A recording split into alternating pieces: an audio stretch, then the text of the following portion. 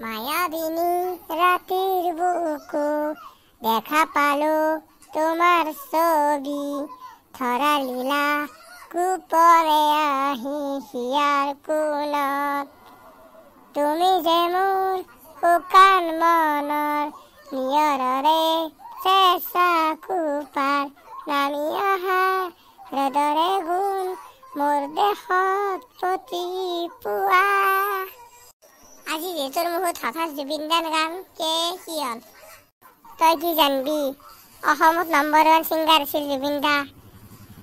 ছিংগাপুৰত নি এনে মাৰিলে কুকুৰ এতে হও দে বইনেৰ ভিতৰতে মাৰিলে নিজিনি কুকুৰৰ ভিতৰকেইটাক আমি পালি খচি খচি মাৰিম গুণ্ডকেইটাক। চৰকাৰে আকৌ ন্যায় ওলাই নাই দেখোন জুবিন দাৰ বিষয়। ইবে যে চৰকাৰে ন্যায় নলয় কথা কিন্তু বেয়া যাব। আমি কি কৰিব পাৰিম? আমি সাধাৰণ মানুহ দে আৰু যি হয় দেখা যাব। দে শিকলে বাদ দি তোক আজি মই এটা প্ৰশ্ন সুধিম, তই পাৰ নৰা চাও দে। দেচোন দে তই কি প্ৰশ্ন সোধা? মই যি নৰো দেচোন দে সোধ। এখন বাছত জানো আৰু নাজনো যাইছিল। জানো চিংৰে এমবে নুমি গেল। তাৰপৰা বাছখন কোন থাকিল কচোন তই? নাজনো কি তই ইটো প্ৰশ্ন নাজনা তই? কি হব? জানোৱে জানো দেখোন বাছৰ পৰা চিংৰে এমবে নুমি গেল। বাছত কোন থাকবো? নাজনো দেখবো। ভাই কি হব? বহিনীৰ পুতক কি উল্টা পাল্টা প্ৰশ্ন সুধি থাকা। সোধা যদি ভালকে নুসুধেকে জানো নাজনো সিটো কথাতে একো খং কৰিব লগা আছিল না? গাধা পঢ়িয়া লগা সেইটো নাজনা। কেতিয়াবা স্কুলৰ বাৰান্দা খচি হৈছে না পঢ়িয়া লগা। দেচোন দে ইবে এটা সুধিম তই পাৰ নাচাও দে। দে সোধ মই নাপাৰো সোধচোন তই। দেচোন দে কো অসমৰ মুখ্যমন্ত্ৰী কোন?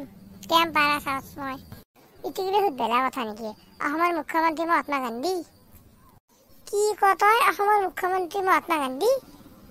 ভাই কি হব তোৰ লগত? দেচোন সিটো বাদ দি ইবাৰ কচোন ভাৰতৰ প্ৰধানমন্ত্ৰী কোন?